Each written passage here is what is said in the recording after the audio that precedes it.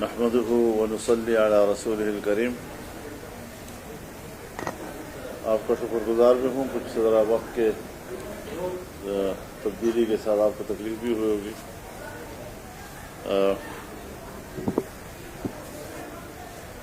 इस साल 8 फरवरी को इलेक्शन हुए थे,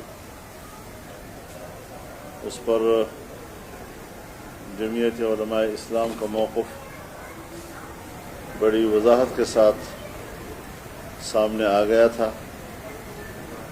कि हमने मुल्क भर में इस इलेक्शन के नताइज को मुस्तरद कर दिया था और जो मौक़िफ़ हमने इख्तियार किया था वक्त के साथ साथ जो शवाहिद सामने आ रहे हैं वो हमारे मौक़िफ़ की तस्दीक कर रहे हैं। पाकिस्तान की तारीख़ में हमारा ये ख्याल था कि 2018 में सबसे बड़ी धांधली हुई है, लेकिन 2024 ने तो उसका भी रिकॉर्ड तोड़ दिया है। इस हवाले से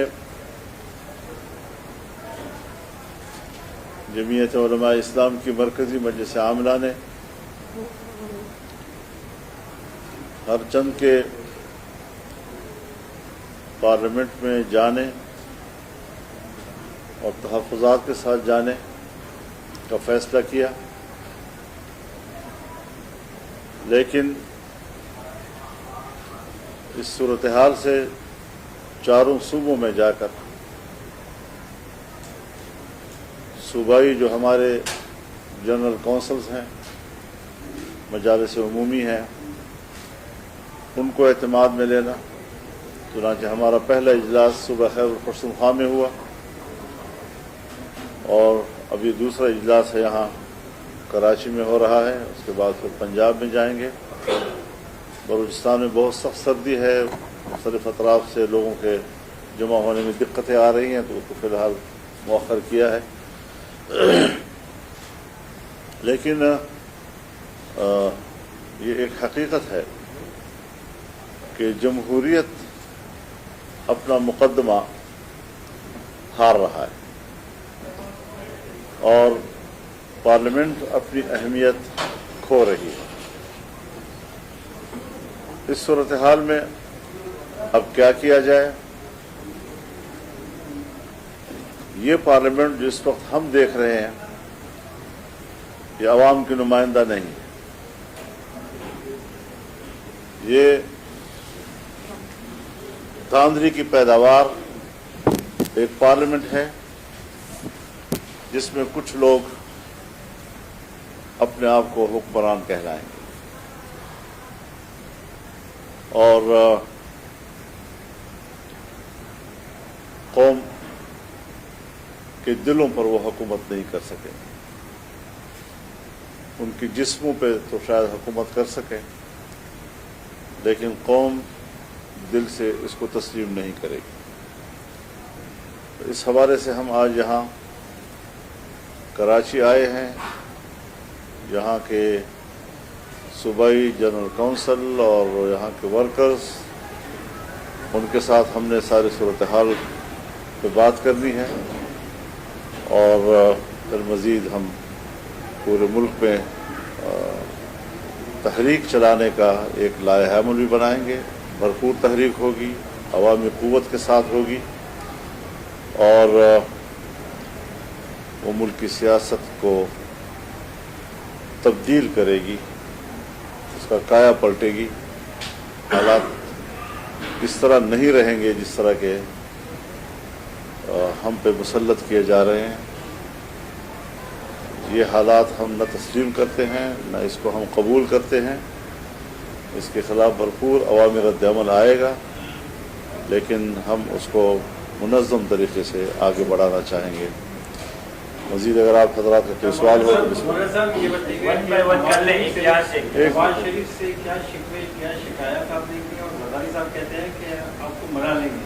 کیا آپ کو منانے میں کامیاب ہوں گے؟ دوبارہ کوئی شامل ہوں گے؟ دیکھیے ہمارا کوئی ذاتی جھگڑے کسی کے ساتھ نہیں ہے کہ وہ ہمیں منا لیں گے. مسئلہ قوم کا ہے, مسئلہ عوام کا ہے. انہوں نے اقتدار کی کرسی کو شاید اپنی جاگیر سمجھ لیا ہے. وہ سمجھتے ہیں ہم پوری اسمبلی جو ہے وہ پیسے کی طاقت پر خرید لیتے ہیں.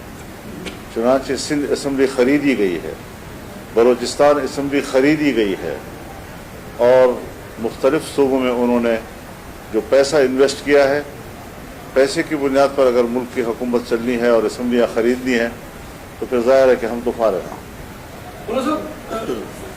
کیا کہہ رہی ہے کہ ملک کی بڑا گریٹ الائنس بنانے چاہ رہے ہیں سندھ میں, جیسا کہ 4 جماعتی اتحاد ہے جو بی ڈی اے اور جے یو ہے, تمام جماعتیں جو الیکشن میں گاندھیوں کے خلاف ہوتا رہتے ہیں.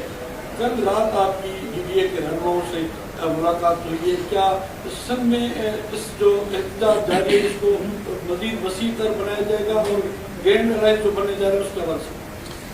دیکھیے ابھی تک کسی گرینڈ الائنس کا کوئی اس وقت باضابطہ تجویز نہیں ہے. رات کو بھی ہمارے ایک دوست نے گھر کے کھانے پہ سب کو بلایا تھا, ملاقات ہوئی سب کے ساتھ, بڑی اچھی ملاقات رہی. تو یہ ملاقاتیں ہونی چاہیے. اس میں مذاکرہ ہوتا ہے, اس میں ڈبیٹس ہوتی ہیں, حالات کو سمجھا جاتا ہے, اور یہ ہمیں اندازہ لگانا ضروری ہے کہ ہم آئین و قانون کے حدود میں رہتے ہوئے اپنا حق اظہار رائے استعمال کریں. اور اس وقت نوجوان نسل میں بہت زیادہ شدت آ رہی ہے, اور ملک کے اندر ایک نظریہ تو نہیں ہے, بہت سے لوگ اپنے نظریوں کے حامل ہیں. کچھ لوگ ویسے ہی اسمبلیوں سے مایوس ہیں, ایک زمانہ ہو گیا کہ مایوس ہیں, مزید ان کو اسمبلیوں اور جمہوریت سے مایوس کیا جا رہا ہے. ایک طبقہ وہ بھی ہے جو بالکل جمہوریت کو کفر سمجھتا ہے. ہم نے اس ماحول میں جمہوریت کے ساتھ کھڑے ہونے کا فیصلہ کیا. ہم نے آئین اور قانون کی روشنی میں جمہوریت کی تشریح کی اور لوگوں کو اس کی طرف آمادہ کیا. اس ساری قربانیوں کے باوجود کون ہے جو ہمارے اس حق پہ ڈاکہ ڈالتا ہے؟ ہم کوئی ڈاکہ تسلیم نہیں کرتے. ہم ڈاکہ ڈالنے میں مجرم سمجھتے ہیں. لاکھ دفعہ وہ اسٹیبلشمنٹ ہو, لاکھ دفعہ وہ فوج ہو, لاکھ دفعہ وہ مسلح قوت ہو, لیکن جبر کو جبر کہا جائے گا, اس کو کبھی عدل تسلیم نہیں کیا جا سکتا. اگر الگ یہ بتا دیں, یہ کہا جا رہا ہے کہ جس طرح پہلے عام لوگ بھی یہ کہتے ہیں کہ زرداری صاحب سے بھی آپ کی دوستی نہیں ہے, صاحب سے بھی آپ کی دوستی رہی ہے اور آپ کی ہے, تو اس وقت ایسے کون سی وہ چیز سامنے ہے کہ آپ اتنے ان سے دور ہوئے؟ دوسری یہ کہ کس کو سمجھتے ہیں کہ اسمبلیاں خریدنے کا آپ کن کو کہہ رہے ہیں, اور اصل ذمہ دار کون ہے جنہوں نے میں بڑی وضاحت کے ساتھ عرض کر دینا چاہتا ہوں جی کہ پیپلز پارٹی کو اور مسلم لیگ نون کو تقریباً وہی مینڈیٹ ملا ہے 2018 میں ملا تھا. پھر اس وقت دھاندلی کیوں تھی اور آج دھاندلی کیوں نہیں؟ پی ٹی آئی کو وہی تقریباً مینڈیٹ ملا ہے جو 2018 میں ملا تھا. اس وقت دھاندلی نہیں تھی, آج دھاندلی کیوں ہے؟ دونوں سے سوال ہے. لیکن جمعیت علماء اپنے اصولی موقف پہ قائم ہے.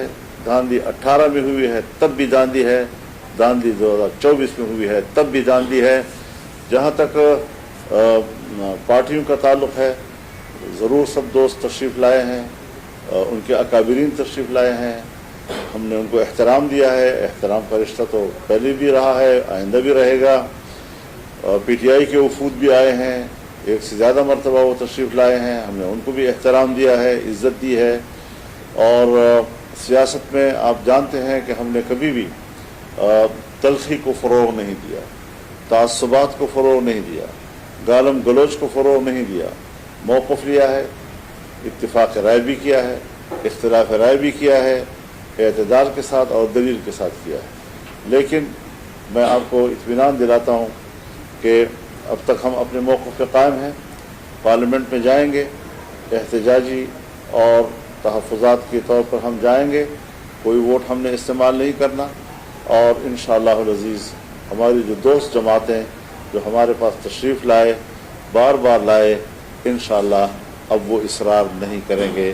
ہم نے اپنے موقف ان کو تقریباً منوا دیا ہے. آپ پی ایم کی سربراہی کی اس زمانے میں آپ کی فوجی قیادت سے ملاقاتیں بھی ہوئی، لیکن یہ کیسے ہوتا ہے کہ مسلم لیگ نون اور پیپلز پارٹی کو تو ان کی ساری سیٹیں مل گئی، لیکن جن سیٹوں پہ آپ سمجھتے تھے آپ کو امیدوار جیتنا چاہیے، نہ صرف آپ بلکہ مذہبی جماعتوں کو اس الیکشن میں بڑا دور پڑے رکھ دیا گیا ہے، تو آپ کیا سمجھتے ہیں اس کے ذمہ دار کیا وہی قوتیں جو 2018 میں جنہوں نے الیکشن؟ جی بالکل وہی قوتیں ذمہ دار ہیں، یہ بین الاقوامی دباؤ میں بھی رہتے ہیں۔ ایسے حالات میں جب میں اسرائیل کے خلاف حماس کی قیادت سے ملنے جاؤں گا تو بین الاقوامی سطح پر ناراضگیاں تو پیدا ہوں گی۔ امریکہ بھی اور یورپ بھی جو اسرائیل کے مظالم کی پشپناہی کر رہے ہیں ان کو تو تکلیف ہوگی۔ افغانستان میں شکست کھا چکے ہیں، وہاں امارت اسلامیہ کی حکومت ہے، ہم پاکستان اور ان کے تعلقات کو بہتر بنانے کے لیے گئے، ہم نے ان کے استحکام کی بات کی اور اس کے استحکام پاکستان کی ضرورت ہے، تو ظاہر ہے کہ ان کی ناراضگی تو ظاہر ہے کہ ان کے استحکام کے لیے ہم بات کریں گے تو ناراض تو ہوں گے، تو وہ بین الاقوامی دباؤ جو ہمارے ملک کے اسٹیبلشمنٹ پہ آتا ہے سو ہمارے خلاف اب بھی مستقل طور پر آیا ہے۔ اور یہاں پر بھی جن لوگوں کو یہ خطرہ تھا کہ شاید فضل الرحمان آنے والے وقت میں ہمارے مقابلے میں صدارتی امیدوار بن سکے گا، انہوں نے بھی اپنی تجوریاں کھولی۔ یہاں سے لے لیجیے، دیکھیں یہاں سے 3 ہو گئے، یہاں سے لے لیں۔ وزیر اعظم کے لیے آپ نے اپنی رائے یا ووٹ جو ہے وہ استعمال نہیں کیا، صدر کے امیدوار کے لیے بھی یہی فیصلے پہ قائم ہے یا ووٹ استعمال کریں گے؟ اسی فیصلے پہ قائم ہیں۔ محمود خان صاحب میرے پاس آئے تھے، لیکن چونکہ انہوں نے ہم سے پہلے ابتدائی مشورہ نہیں کیا تھا، اگر وہ پہلے مشورہ کر لیتے تو شاید ہم ایک اچھی اسٹریٹجی ہم بنا سکتے، لیکن وہ فیصلہ کر چکے ہیں تو پارٹی کا موقف تو ابھی تک وہی ہے۔ اب ایک طرف میری خواہش ہے کہ میں محمود خان اچھے کو ووٹ دوں، لیکن ایک طرف میری پارٹی کا فیصلہ ہے جس کی اطاعت مجھ پر واجب ہے، تو خواہش اور واجب کا جب مقابلہ ہوتا ہے تو واجب کی اطاعت کرنی ہوتی ہے، خواہش کی نہیں۔ اگر آپ اسمبلی جاتے ہیں تو سنی اتحاد کونسل کے نمائندوں کے ساتھ بیٹھیں گے یا حکومت کے نواز شریف اور نون لیگ یا پیپلز پارٹی کے نمائندے؟ بیٹا آپ لوگ میرے خیال میں پارلیمان کے نظام سے واقف نہیں ہیں۔ پارلیمان میں اپوزیشن ہوتی ہے، حکومت ہوتی ہے، ہم اپوزیشن بینچ پہ بیٹھے ہیں، وہ جہاں بھی ہوں گی تو جسم سے تو میری کوئی لڑائی نہیں ہے نا، فکر اور ذہن اور دماغ سے کوئی اختلاف ہو سکتا ہے، لیکن جہاں پر بھی اپوزیشن کی نشستیں ہوں گی وہیں پر ہم بھی بیٹھے ہوں گے۔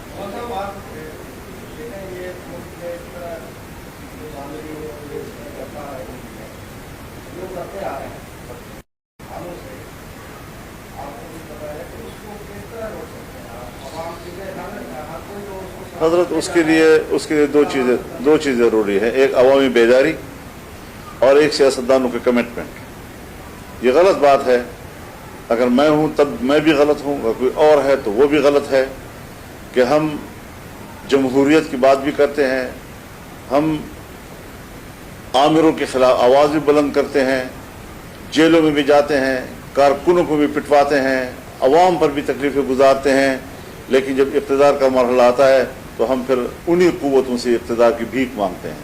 یہ رویہ جب تک رہے گا سیاستدانوں کا، پاکستان میں جمہوریت نہیں آ سکے گی، ہمیشہ ان کی خواہش کی حکومتیں بنتی رہیں گی۔ لہذا سیاستدانوں کو پہلے اپنی کمٹمنٹ ٹھیک کرنی چاہیے کہ وہ جب ایک جمہوریت پر یقین رکھ لیں تو پھر وہ جمہوریت ہی کے لیے بات کریں، پھر وہ یہ سودے بازیاں نہ کریں، نہ پیسوں کا سہارا لیں، نہ آمرانہ قوتوں کا سہارا لیں۔ آپ نے ذکر کیا حکومت کی، تو مدت کا آپ نے تخمینہ اندازہ لگایا ہے کہ 1 سال چلے گی۔ زرداری صاحب جو وہ کتنا عرصہ ان کا اقتدار بطور صدر رہے گا؟ دوسرا بھی ایک ایکسٹریم پوزیشن عمران خان اور پی ٹی آئی سے متعلق تھی کہ وہ ایک یہودیوں کے ایجنٹ ہیں، آپ کو کیوں اتنا جلدی اپنی ایکسٹریم پوزیشن واپس لے کر پی ٹی آئی کے ساتھ ہاتھ ملانا پڑ گیا؟ نہیں، وہ تو میرے خیال میں بار بار اس بات کی تکرار کی ضرورت نہیں ہے نا، آپ ایک سوال بار بار کریں، میں جہاں بھی پریس میں جاتا ہوں ایک ہی سوال پھر اس کا ایک ہی جواب، ایک ہی سوال پھر ایک ہی جواب۔ دیکھیے سب چیزیں وقت کے ساتھ ساتھ ہی تحلیل ہوں گی۔ موقف جو ہم نے اٹھایا تھا وہ اب بھی ہے، اور اس کو ہم نے اگر تحلیل کرنا ہے تو اس پر ہم ایک ماحول تو اب بنا سکتے ہیں کہ ایسے ماحول میں جب ہم بات چیت کر سکیں، جو ہمارے تحفظات ہیں وہ کیسے دور کریں گے، اس کو جب دور ہوں گے تو پھر تو ظاہر ہے جی کہ وہ بھی پاکستانی ہیں، ہم بھی پاکستانی ہیں، لیکن اس کے لیے ایک ماحول تو چاہیے۔ اب جب تک ہم اختلاف کریں گے تو ظاہر ہے جی کہ میڈیا کا پیٹ تو بھر سکے گا، اس سے آپ کے کام تو چلتا رہے گا، لیکن یہ ہے کہ اس سے ملک کو تو کچھ نہیں ملتا. جو لڑائی رہے گی اور لڑائی رہے گی تو پوری دنیا میں ہم نے اپنے موقعوں کو تعارف کرایا ہے, احتجاج ریکارڈ کروایا ہے, وہ ابھی تک برقرار ہے. اور اگر ایک ماحول بنتا ہے کہ جس ماحول میں ہم بیٹھ کر ان اختلاف کو دور کر سکتے ہیں تو ہم اس کو خیر مقدم کریں. اچھا یہ بتائیے گا کہ آپ نے 2 اسمبلی کا سندھ اسمبلی اور بلوچستان اسمبلی خریدی تھی, کے پی کے میں کیا بالکل ٹھیک الیکشن نہیں, وہاں بھی ہمیں چاروں صوبوں کے الیکشن پہ اعتراض ہے. ہم ایسا نہیں ہے کہ خدا نخواستہ کے پی میں الیکشن ہوا ہے تو ہم اس پہ مطمئن ہیں, وہاں بھی مطمئن نہیں ہیں. اور اسٹیبلشمنٹ نے کچھ اپنی ہی تقسیم کی ہے, کسی کو ایک جگہ, کسی کو دوسری جگہ, کسی کو تیسری جگہ, سب کو ایڈجسٹ کرنے کی کوشش کی ہے. لیکن جمعیت علماء کا معاملہ مختلف ہے. وہ بین الاقوامی جو ہمارا ایک ورلڈ وائڈ ایک گیم ہوتی ہے اور جو ڈیپ پالیٹکس ہوتی ہے اس کا حصہ ہے, اور وہاں سے جو چیزیں ہلتی ہیں یہاں پر وہ اس کے حرکتیں جو ہے نظر آتی ہیں, تو ہم اس کو فیس کر رہے ہیں اور انشاءاللہ ہم نظریاتی طور پر فیس کریں گے. پاکستان کے عوام کے دلوں میں امریکہ محبت پیدا نہیں کر سکتا. آج فلسطینی شہید ہو رہا ہے اور 30,000 تک شہادتیں پہنچ چکی ہیں. بارشیں ہوتی ہیں تو ان کے سر چھپانے کی جگہ نہیں ہے, بچوں کی لاشیں پڑی ہوئی ہیں. ہزاروں کی تعداد میں وہ بچے ہیں جو شیرخوار تھے اور آنے والے وقت میں ان کو یہ علم نہیں ہوگا کہ ہم کس کے اولاد ہیں. کیا یہ انسانی حقوق نہیں ہے؟ کیا امریکہ اور مغربی دنیا کو اس انسانی حق کا احساس نہیں ہے؟ یہاں وہ حیوان بن چکے ہیں, وحشی بن چکے ہیں, اور اسرائیل کی جو درندگی ہے اس کو سپورٹ کر رہے ہیں. کس منہ سے امریکہ اور مغربی دنیا آئندہ پوری دنیا میں انسانی حق کی بات کرے گا؟ شرم نہیں آئے گی ان کو؟ اور اسلامی دنیا کے حکمرانوں کو بھی حیا کرنی چاہیے. ان کی غیرت و حمیت کہاں چلی گئی ہے کہ اسلامی دنیا اس وقت جو ہے وہ خواب خرگوش کے مزے لے رہی ہے؟ ان کو بھی اٹھنا چاہیے اور کھل کر اپنے مسلمان بھائی کے ساتھ کھڑا ہو جانا چاہیے. کسی قسم کے ان کو مفادات کا لحاظ نہیں رکھنا چاہیے. دنیا کو اللہ نے قائم رکھنا ہے, عزت اللہ نے دینی ہے, رزق کا مالک اللہ ہے, ترقی کا مالک اللہ ہے, اور اللہ پر اعتماد شاید مسلمان حکمرانوں کا ختم ہو چکا ہے. وہ صرف دنیا کے حکمرانوں کو, خداؤں کو جانتے ہیں. امریکہ کی خدائی کا انکار کر دیں اور اللہ کی خدائی کا اقرار کر دیں, فلسطینیوں پر مصیبت کم ہو جائے گی. ہم نے تو ان کو ظلم کے حوالے کر دیا, درندوں کے منہ میں چھوڑ دیا ہے. کوئی اسلامی دنیا کا حکمران ہے جس کو کچھ تو حیا آئے, کچھ تو شرم آئے, کچھ تو اپنے قلبی کے حیا اس کے پاس ہو.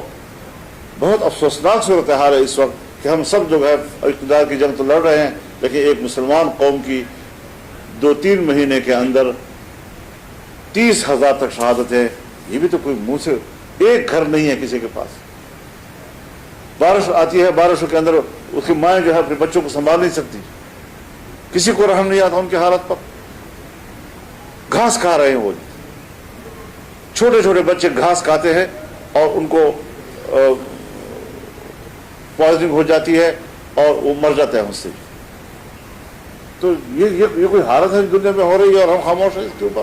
اچھا مولانا یہ بتائیے گا, جس میں مہنگائی بہت زیادہ ہے, آگے IMF کا پروگرام بھی آ رہا ہے, اب آج آپ اعلان کر رہے ہیں کہ ہم اسپیڈ پہ آئیں گے, اس سے تو اور عدم استحکام جو ہے وہ بڑھے گا. کوئی ایسا راستہ نہیں ہے کہ ہر استحکام کے لیے ایک انہدام ضروری ہوتا ہے.